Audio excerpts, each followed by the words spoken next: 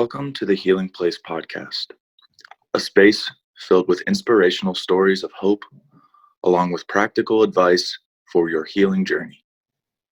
Your host is Teri Wellbrock, trauma warrior, writer, speaker, blogger, therapy dog handler, and founder of the Sammy's Bundles of Hope project. As a survivor and a thriver, Teri's mission is to shine the light of hope into the world by interviewing insightful guests from across the globe.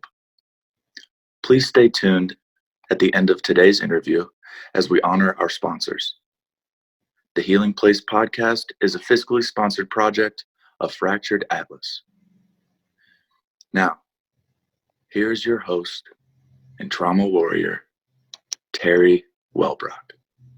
Welcome, everybody, to the Healing Place podcast. I am your host, Teri Wellbrock, and very excited to have with me today David Stone of ifearless.com. And we were just talking for a few minutes before I hit record. Super excited for him to join us today to talk about overcoming anxiety. And he's a transformational speaker and author. So welcome, David. Thank you, Teri. I really appreciate you having me on the program today. And I'm just totally dedicated to helping people move out of anxiety and out of worry and out of self-doubt and into a place of fearlessness and fearless dreaming, fearless believing, fearless becoming, fearless action, fearless living. It just feels so much better to wake up every single morning looking forward to the day, knowing that whatever comes along today, and there's going to be some great stuff happen today, there's going to be some awful stuff happen today, but it doesn't matter. Whatever is going to come along, I know that I can handle it and that I'll be just fine. And there might be some bumps in the road, but it doesn't matter. That makes the road interesting, and I'll learn and grow through this process. Yeah, beautiful, and I love it. My mom is 84 years old, and God bless her. Yeah, she jokes around with me, and she says, there's two types of people in the world, Teri. The ones who wake up and say, "Good morning, God," and the other ones that wake up and say, "Good God, morning." I've hered that one. That's a great one. Yeah. Yeah, and I'm like, that's what we're talking about, right? I mean, that's exactly right. Yeah. And that's how I wake up every morning, and I just can't wait for the day to begin. And every night I go to bed and I think, wow, that was a great one. And look at the things I learned, look at the things I experienced, with the great people I got to interact with. And now I'm going to rest and recharge, and I fall asleep. And sometimes I wake up in the middle of the night, but I'm never waking up in the middle of the night with, oh, what am I going to do about this? Oh, no, what am I going to do about that? It's always, oh, I got this great idea. I want to share this. I got to write it down. And so it just, and as I said to you before we started into the program, I turned 66 a couple of months ago, and I'm just getting revved up. I'm on the on-ramp as far as I'm concerned, and I just got so much to do and so much to share. It's exciting. It is exciting. Yeah, I just turned 54 in March, and I like you, I had kind of just taken a step back and said, what do I want to do when I grow up? I owned a business and, was doing some other stuff, and this just became my soul work. And it's my passion, and this is what I get fired up about. And this, you're right, this is stuff that wakes me up in the middle of the night, and I'm like, oh, that is a great idea. I think I'll do that. Yeah. Yeah, no, that's it. As opposed to that feeling, and we've all had it, we're all familiar with it, that feeling of waking up in the night filled with dread. Yeah. And filled with, your mind is just spinning and swirling downward spiral of all these terrible things that could happen. And of course, they only exist in your mind. Here, if you look around, you're lying in this comfortable bed and everything's quiet and the moon's up and everything's just fine, except in your mind. And that really is one of the foundational things about anxiety. And we talk about anxiety, and I just last fall published a book called Unsubscribe from Anxiety. And but I like to think in terms of things that I am going towards and things that I'm going away from. Because if I spend my time thinking about anxiety, then anxiety, excuse me, fills my mind. But if I think about its opposite, fearlessness, and then I'm moving towards that. And I think that there really are two sides. Like, you know, every issue in your life is like a coin. There's two sides to it. There's the thing that you want and the thing that you're trying to avoid. And if we spend all our time thinking about the thing we're trying to get away from or the thing we're trying to avoid, then that is the thing that fills our minds, and we attract into our life the thing we spend most of our time thinking about. And so while we are trying to get away from anxiety, one of the things I discovered as I got into this is that there's a whole large group of people who seem to want to wallow in it, and who seem to say, this is who I am. And, you know, in my book, I talked about there's advantages and disadvantages, and anxiety and worry and all these, they're mental habits that we've acquired because they exist only in our mind. There is nothing outside of yourself that is anxious. That's just stuff and circumstances. The anxiety happens inside our heads. So it's our thoughts. And so we have this choice of our thinking, and a lot of people say, I think I choose this. There's perhaps it's a comfortable place. Right. I don't find it terribly comfortable, but there seems to be a large group of people who want to hang on to it and want to identify, this is who I am. And maybe there's some comfort there, or maybe there's identification with a group. Maybe there's some sympathy there. But I prefer to focus away from the thing, away from the thing I don't want and towards the thing that I do want. And there's a lot of downsides of anxiety. You and I talked about, briefly, 4 major things that I find to be really good reasons to want to get rid of it. And the first one is it feels absolutely awful. It's, anxiety and worry and fear are one of the most awful feeling emotions that we as humans can experience. So I just don't like feeling that way. So I want to do everything I can to feel better. The second thing is it never helps, because anxiety and worry are just sort of tend to be circular. And if they go around and around and around, because here I am today worrying about this, and tomorrow I'm worrying about the same thing, and it's the next day and next week. And the thoughts never evolve in any kind of, if they evolve, they kind of go downward. If I'm, okay, now it's worse than it was. You thought it was bad before. Well, did you ever think about this might happen too? And so we don't make any forward progress with it. We just go around. And Michael Beckwith, I don't know if you're familiar with Michael Beckwith. He's a pastor out in California. And he talks about mentating, which is that sort of endless round and around and thinking of, repeating the same thoughts over and over again, mentating. I love that word. And so it never helps, but some people say, oh, no, this is how I solve problems. No, it's not, because problem solving is a very different activity than worrying. Problem solving involves assessing the situation and advantages and disadvantages. And this is what, here's my assets, here's my liabilities, and here's where I'd like to go, and weighing options, and then taking action. And then the action that you take may or may not get the result you want, but now you've got feedback, and now you can take a different action. You can modify. That's problem solving. But anxiety is just, oh boy, I've got this problem. And so we want to move beyond and more into an action orientation. So that's the second problem with anxiety, is that it never accomplishes anything. The third thing is it makes you sick, literally. Chronic anxiety has been shown countless times to result in all manner of health problems, heart problems, high blood pressure, hypertension, stiff muscles. It was funny. I for the book, I did quite a bit of research.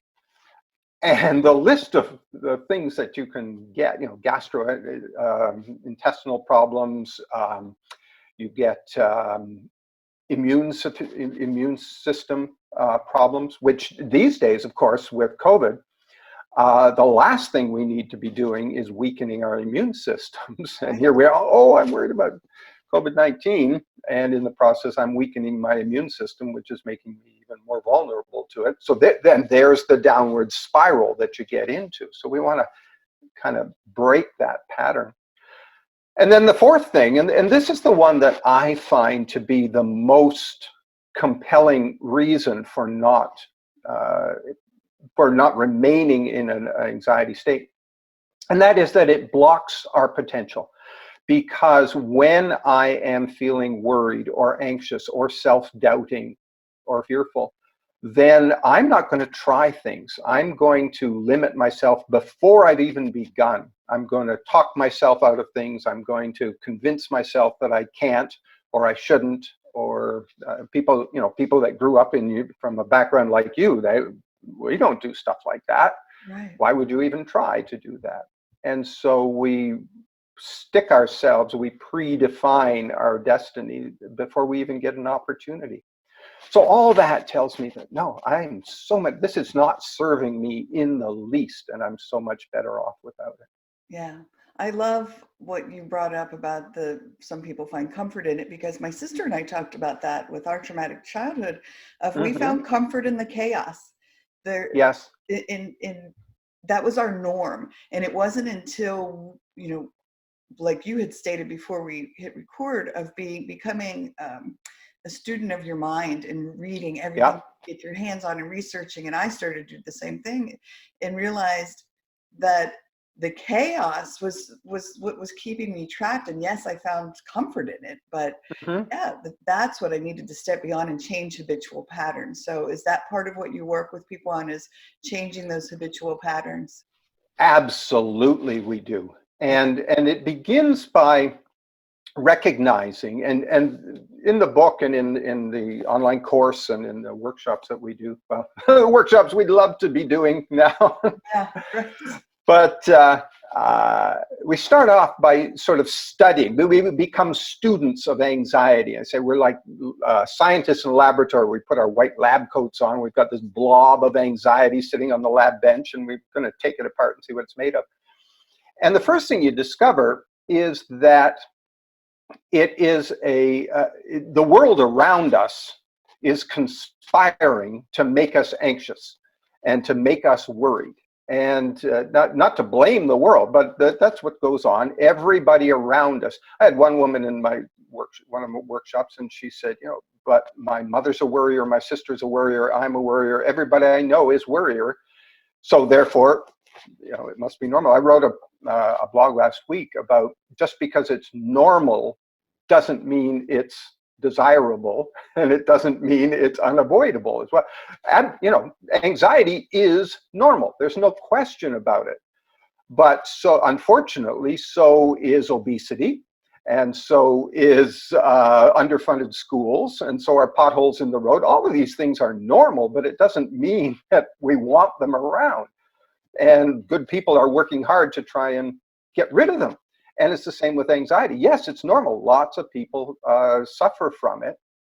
But because it's normal, we start to think that it's therefore natural and unavoidable. It's just part of life.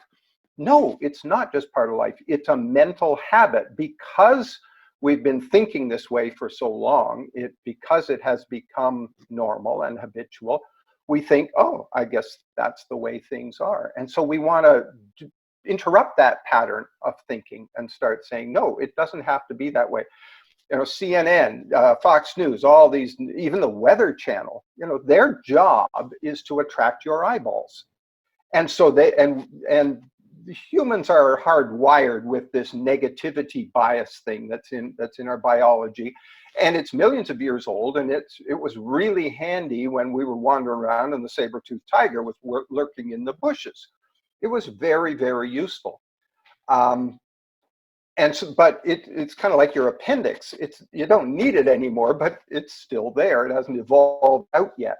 But today, there's no saber-toothed tigers anymore, and the actual frequency of, let's call it, real and present danger to us that could really hurt us is incredibly rare. Yeah, you step off the curb and there's a bus coming. Okay, and that's when the fear reaction emotion kicks in, and that's a really useful thing. So if I step off the curb, there's a bus coming at me. Adrenaline kicks in, cortisol pumps into my system, my muscles tighten up, my breathing increases, my heart rate goes up, and I take instant action because I got to get out of the way. I jump back onto the curb, and the crisis is over. And so, and everything settles back down again. The body and our biology is designed to protect us. Now, in the days of saber-toothed tigers, that was really handy. Today, though, with the very rare exception of the bus and a few other things, the vast majority of the things that we find ourselves being afraid of or anxious about are in our imagination to begin with, but are much more vague or far off in the distant, and the clear action that we can take is not clear at all. I'm worried about my retirement years. I'm worried about my health. Have I put enough away for retirement? Well, if I see that as a threat or a danger, my body's going to kick into that danger mode, that red alert. The cortisol will pump in and all the rest of it. But there's nothing I can do about it right now. And so I just stay in that red alert state. And when you're in chronic anxiety state, some really serious health problems start happening. And so we want to distinguish between the usefulness of a fear reaction and the not the least bit useful anxiety reaction, which is in response to things that are much more vague and far off. I can respond to somebody's negative comment on a Facebook post that I put in there, and then I can get, what do they think of me? My social media standing is going down, and now I can lie awake at night worrying about that. Well, that's the kind of thing that there's no need for it whatsoever, and we want to interrupt that pattern. Or it's I've got this mole on my arm, I'm sure that's going to turn into something. Well, you're just creating your own fears. There's a great, perhaps you've heard it, or perhaps your listeners have heard it, the word fear, F-E-A-R, is an acronym, which stands for fantasized events appearing real. And so all the things that we're afraid of are simply fantasies. They exist only in our head, and yet our body doesn't know the difference. The body can't tell the difference between something that's real and something that you're just imagining. And so it's going to do its job. It'll kick into that anxiety response mode, which doesn't help you and feels awful and makes you sick, et cetera, et cetera, et cetera. So we want to interrupt that pattern. And by studying anxiety and in the laboratory, as I was saying, then we do that. So we learn that, okay, this is a thought pattern that I've been trained from the earliest years and has been reinforced by society, all the people around me and the media and everything else. So it's not serving me. I'd like to do something differently. So I've made the decision I would like to stop being anxious. And I realize it's in my power. So then we start taking action. And the very first step is to decide that I will take 100% responsibility for every single thing that happens in my life to me. Now that's a big, big step, but it is absolutely necessary if you're going to move forward with this. Because and let's talk about why. And it's very tempting and easy to blame and complain about what's going on. Here we've got this pandemic situation. Right. Who can I blame? Well, let's blame the Chinese. No, let's blame the CDC. No, let's blame the government for their. The problem with blaming is as long as I'm blaming you for what's happening to me, I am completely powerless to make any changes in my own life. Because unless you decide that, okay, David would rather me not behave the way I'm behaving, so I'll change in order to make his life better. Well, the likelihood of you doing that is pretty slim. And especially if the people I'm blaming are big corporations or big pharma or the banks or the government, none of them are about to change, or the weather. None of these things are going to change to make my life better. So by taking absolute control and responsibility for my life, then now at least I've got the power to decide what I'm going to do. And frequently, there's a whole bunch of things that you can do. Because, if I decide I'm worried about my finances, great. Okay, well, there's all kinds of things that you can do about that. And if you're concerned about your health, there's a whole bunch of things that you can do about exactly that. And you don't need somebody else's permission or anything. There's a million things you can do. And so as soon as you decide that I'm going to be the one who's responsible, so many things change. Suddenly you've given yourself permission to take charge and say, okay, I'm going to fix this problem. And I told you, it was August of, so I guess it's coming up on 11 years ago. I found myself living in my car for the month of August of 2009. And the story of how I got there is long and complicated. We won't bother going there. But nonetheless, here I am, a guy with 2 university degrees and, frankly, earning 6 figures at the time, healthy 6 figures. And how did I end up sleeping in my car? Well, I could have a long list of people that I could blame and people and circumstances that I could blame and complain about and all the rest of it. And I started thinking about it, and I thought, okay, well, it was so-and-so, it was that situation. Oh, I remember that business deal, and I got screwed over by that guy in this business deal, on and on and on. And then the more I thought about it, the more I realized, okay, just a minute.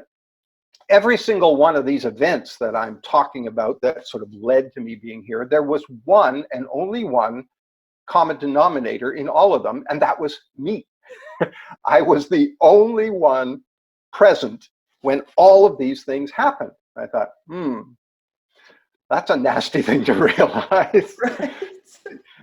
Because then you think, okay, well, maybe I'm the one who's responsible. And when you reach that conclusion, suddenly it's terrifying, but it's also incredibly empowering, because you think, okay, if I got myself here, I can get myself out of here too. And I remember very clearly, because I was still working at the time, still had clients that I was looking after. And so I would wake up in my car and go in. I was at a truck stop on the highway, and I'd go into the bathroom and wash my face and shave. And then I would drive to the public library because they had Wi-Fi and I could get my work done there. And I go in the same morning that I woke up saying, just a minute, okay, that's enough. We got to do something about this.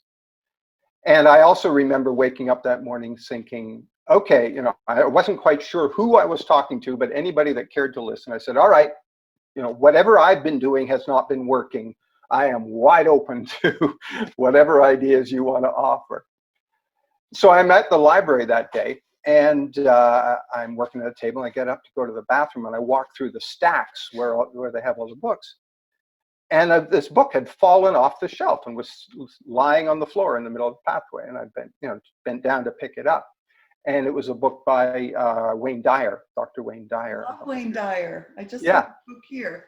Yeah. And I looked at it and I thought, okay, here's where it begins.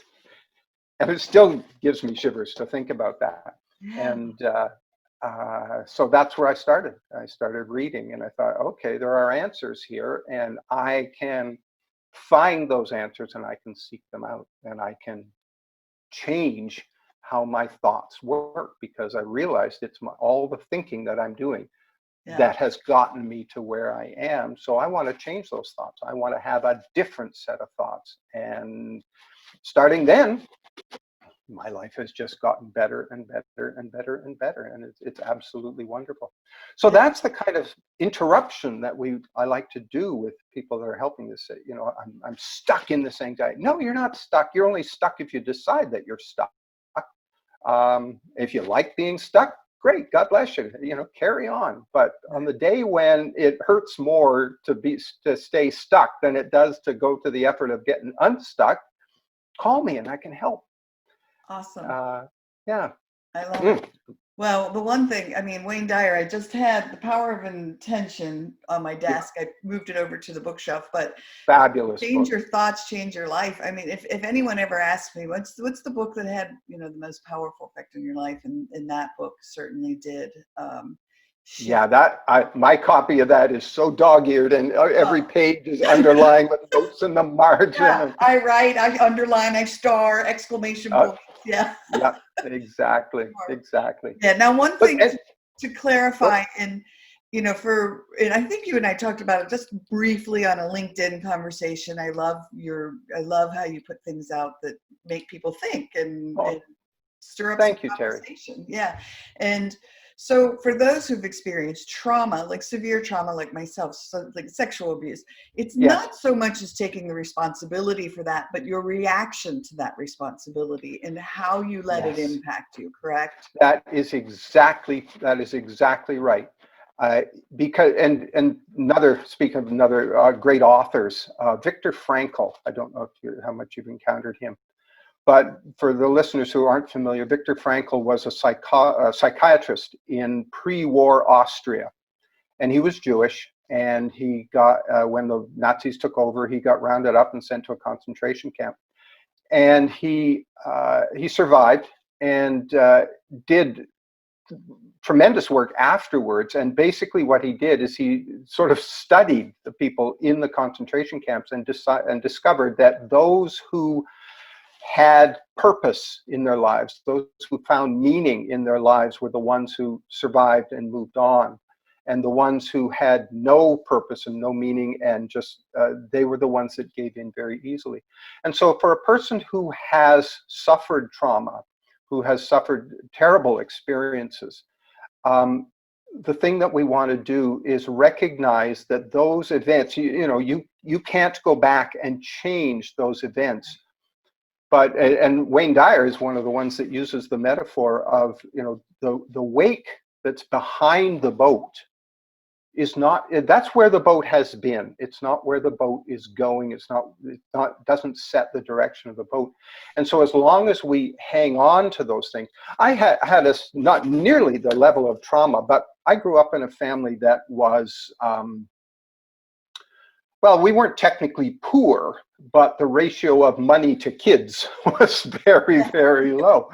And I grew up with, once a month, my parents would sit at the kitchen table and have these terribly worried looks on their faces and shake their heads and, oh, what are we going to do? And money doesn't grow on trees, And so I grew up with these beliefs of how difficult it is. And I carried that with me for the longest time. And frankly, to this day, I'm still sort of have to no, it doesn't work that way. That, that is a belief that I developed. And so you sort of keep going back to those beliefs. But those are things that we can either carry around with us, or we can decide we're going to, that they're no longer serving us. And because even the most traumatic events, in the moment, they were extremely real, and they were physical, and they were, real, absolute, actual pain. The moment that they're over, they exist only in our minds. Right. And it's up to us to decide what we want to do about that. Because if we say, I can't get this thing out of my mind, then we're blaming the event, we're blaming whatever. But the truth is, we can get past these events. It doesn't mean it's necessarily easy, although the ease or the difficulty of these things depends on our level of of commitment to it and conviction about things. I just recently, actually in the last couple of weeks, I came across it, and don't know where I've been, but anyway, rereading some Tony Robbins, and I've been a big one for goal setting, and I write down my goals, and here they are on my index cards, read them every morning, and but I always express them in terms of goals. But he said something. He said, I make the decision. And it suddenly, and how every once in a while there's one thing that just clicks and you think, I get that. And I thought, no, I'm not going to set goals. I'm going to make decisions. And there's something that's far more decisive, or that has far greater conviction when I make a decision. So I have made the decision that I'm not going to let this thing bother me anymore. I have made the decision that by this, the 31st of December this year, I'm going to weigh this much. And suddenly it takes on a level of, I set it up as something that, well, I made the decision. And it was funny, I have this little phrase that I use for different things. I've decided to decide. And it's because we all like to second guess ourselves. Should I do this? Should I do? Well, I've decided. Oh, maybe I'll revisit that decision. No, I've decided to make this decision. And so that's it. No more talking about it. Now let's get on with achieving this thing. And it's the same with the thoughts that we carry around with our heads, the beliefs that we have, that we act upon, because our beliefs set the course of our life. And if we believe that whatever happened to us yesterday, 10 years ago, 50 years ago, is still influencing us, then absolutely it will. But if we decide that I'm not going to believe that anymore, and that belief does not serve me well, then suddenly I'm empowered, and I say, well, look at all the things that I've managed to do so far. Look at all the successes. This is one of the other techniques that we use with people for accomplishing fearlessness. We go back to the things that you have accomplished in your life. I was doing one workshop, and there's an exercise, and I got it from Jack Canfield, who you may know as well. Yeah. And I said, okay, I want everybody to go back. I want you to think of 5 things that you did before the age of 18 that you were really proud of. Things that wow, I did that. And whether it was a merit badge in Cub Scouts, or whether it was, I stood up and read a poem I'd written in front of the class, whatever it was, something that you did back there. And there was one woman in the class, she could not remember a single thing that she had done prior to 18 that she was proud of, or she felt as a victory or anything like that. And that's the way we get. We're so focused on what's wrong in our lives, we forget all the wonderful things that are. So with a little coaching, she finally remembered she was a competitive swimmer, and she remembered a swim meet that she'd won. And to watch her body change as she remembered that event, she just opened herself right up, and this smile came over her face. I said, there, that feeling right there, that's you. It's still you. You're still there. And then we go on and talk to people about, okay, now, when you were your first job, or when you were in college, think of 5 things that you were really proud of that you accomplished. And then we move up, and then, okay, last week, 5 things that you did last week and whether it's just, I had this great phone call with my sister, or I had this, I made this really cool meal. Because then what we do is we realize that, wow, I'm a worthwhile human being. I have capabilities. I have accomplishments. And that builds our self-esteem. Yeah. And the more our self-esteem starts to build up, the more we say, well, maybe I'll give this a try. Maybe I can actually do this thing that I'm trying, that has seemed so hard for so long. Right. And the transformation is just wonderful to watch, as people realize that. This one woman in a workshop, she walked out and she says, and it was the same woman. She says, my shoulders aren't stiff anymore. This feels Good. And that was after 90 minutes. So anyway, Yeah, I beautiful. talk too much. No, I love it. That's why I love these kinds of conversations, because you just get, you feel the passion, you feel the the belief in this, and I certainly am a fan of the philosophies, and yeah, I utilize them myself. But I'd never heard of what you just said about, instead of so much goal setting, as decision making, because I could see how powerful Yes. that would be. Yeah. Yeah, it's totally different. So I've rewritten all these ones. It's business decisions, lifestyle decisions, fitness decisions, financial decisions. In each area of life, I've made these decisions that by this time, by this date, I will have done such and such. And I look at them every day and I think, well, you better get on with it, Stone, because there's another day gone. Decision, right? I've made this decision, and you're going to have to look yourself in the mirror and say, how you coming with that? How'd that work out for you? Yeah. And I don't want to face myself in the mirror if I didn't come through on this thing that I said I've decided to do. Right. So now, do you do online workshops right now, or what is it that? Yes, absolutely. We have some online courses, but I'm also I do one-on-one coaching, but I'm working to set up something that and this is just in the last few days that I want to do this. I'm setting up something I call master quads, and we've got master minds, but this is a master quad, so that's 4 people, only 4, me and 3 other people, and we'll meet online and just live, say, okay, let's tackle this. And so I think that that's a nice, small, intense group that you can start being mutually supporting.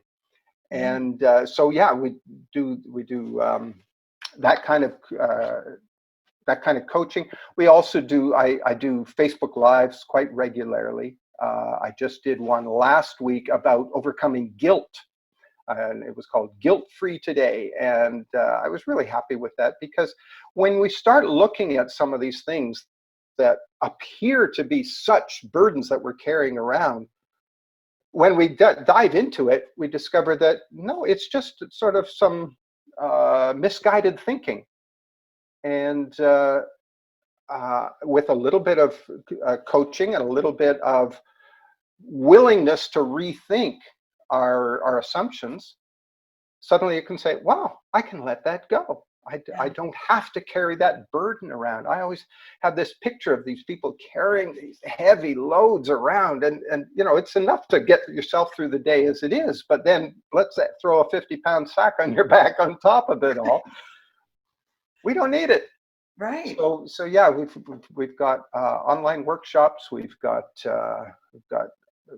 classes. I've got a blog that goes out every Friday called Fearless Friday, and all kinds of stuff, and more and more and more all the time. Just getting ready to start a Facebook group, and I will keep you posted. And I'd love to share with your listeners all the things we're doing.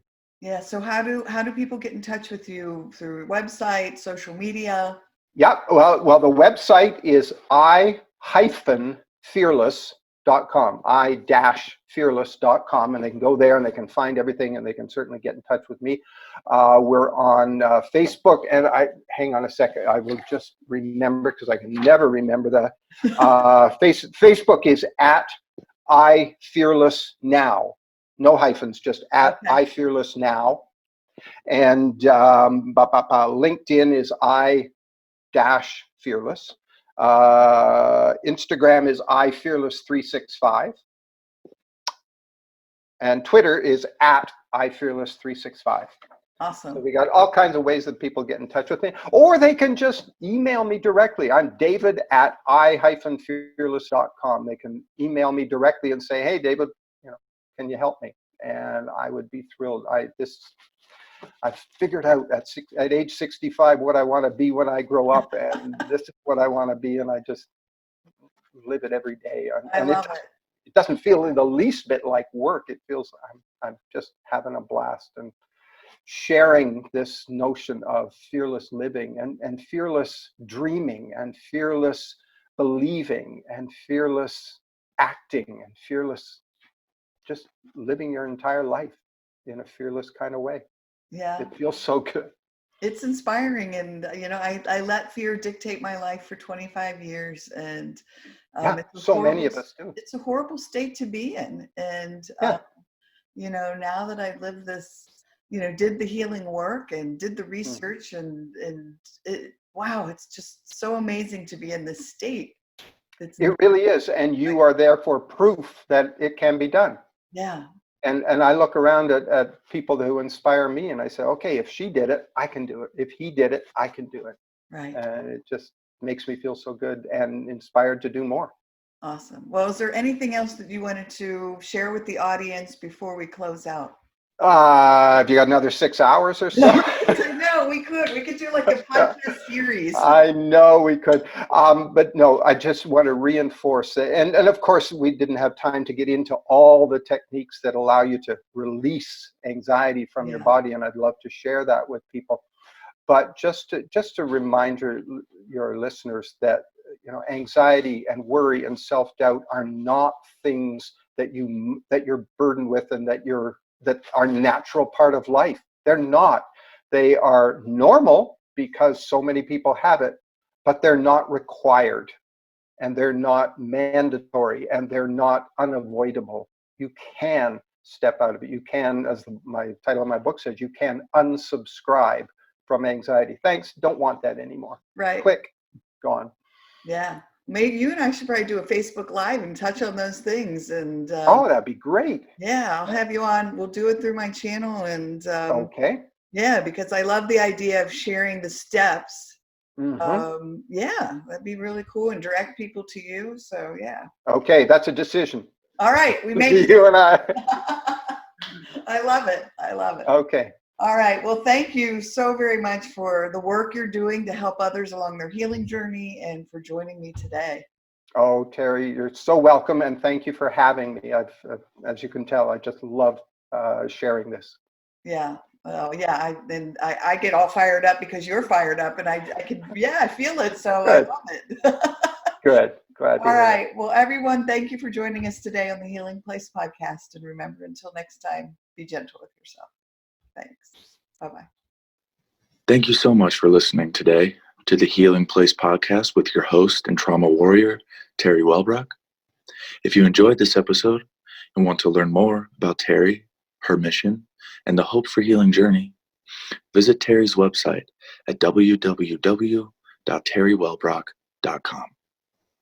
Thank you for liking, commenting, sharing, and offering your reviews on our YouTube channel, audio outlets, and Facebook page. And as Teri reminds us, until next time, remember, be gentle with yourself.